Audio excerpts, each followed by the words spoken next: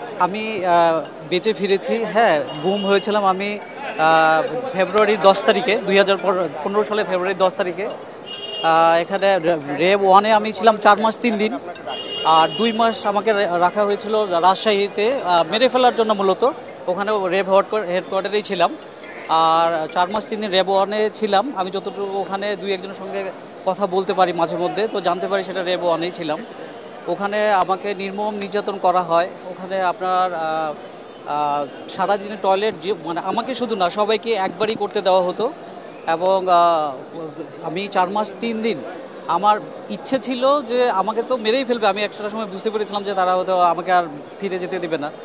বৃষ্টির দিনে আনন্দটা একটু বেশিই জমুক, আর আনন্দ আয়োজন মানেই চাষি সুগন্ধি চিনি গুঁড়া চাল। তো আমার ইচ্ছে ছিল যে আমি যেন রিলিজ হওয়ার মানে আমাকে মেরে ফেললেও আমাকে যেন 10 মিনিট ঘুমাতে দেয়, আমি যেন শুয়ে ঘুমাতে পারি। কারণ 4 মাস 3 দিন মানে শুয়ে থাকাটা, এটা যে আল্লাহর কত বড় নেয়ামত, এটা আমি তখন বুঝতে পেরেছি।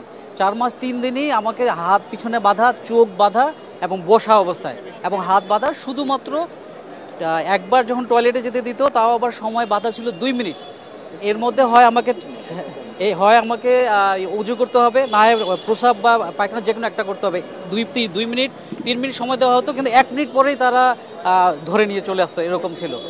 তো আপনার নন স্টপ ওখানে বসে, কেউ শুইতে পারে না, হাত বাঁধা পেছনে বসেই ছিলাম। আর 6 জুন আমাকে ওখান থেকে নিয়ে যাওয়া হয়, কারণ আমি প্রতিটা দিন গুনতাম, একটা দিন গুনতাম।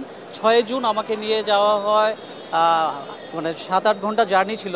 পরে ওখানে যেয়ে আমি জানতে পারি যে এটা রাজশাহী রেব হেডকোয়ার্টার।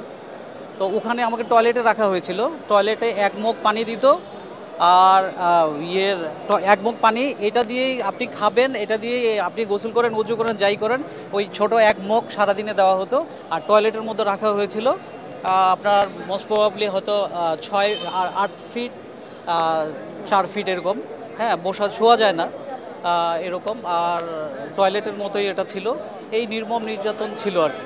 এখন আমাকে ছেড়ে দেওয়ার আগে তারা বারবার বলেছিল যে যদি আমি মিডিয়ার সামনে কথা বলি, যদি আমি প্র্যাকটিস লাইফেও ফিরি, যদি আমি এগুলো কোনো মামলার সম্মুখীন মামলা করতে চাই, তাহলে তারা আমাকে এবার শেষ করে ফেলবে। আমার তখন একটা ছেলে একটা মেয়ে ছিল।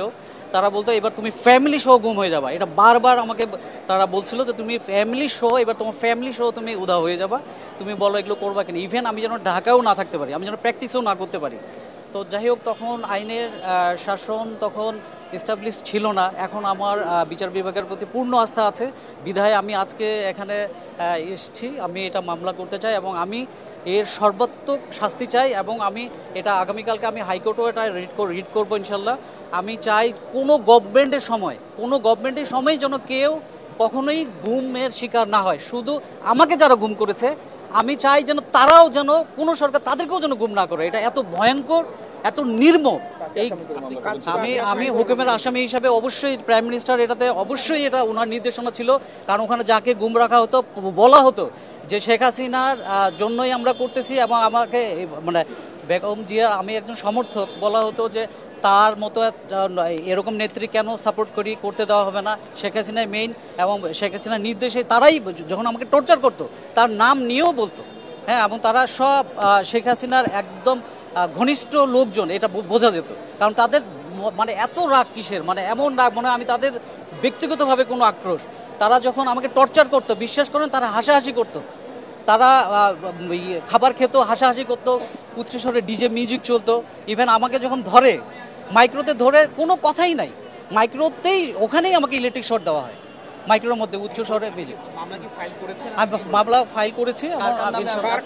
আমি প্রথমে সাবেক প্রধানমন্ত্রীর নাম দিয়েছি, তারপর স্বরাষ্ট্রমন্ত্রী এখানে আছে সাবেক, তারপর শহীদুল ইসলাম আছেন, তারপর র্যাবের মহাপরিচালক সাবেক বেনজির আহমেদ এটাতে আছে।